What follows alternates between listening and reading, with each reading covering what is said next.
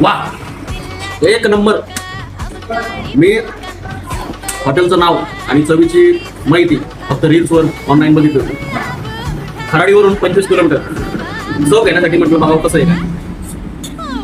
हे व्हिडिओमध्ये तेच ताटामध्ये अतिशय घरगुती पद्धतीने बनवलेले, घरगुती मसाले वापरलेले, एकदम मऊ अशी पापड आलेली भाकरी आणि काळा मसाल्यातलं चिकन.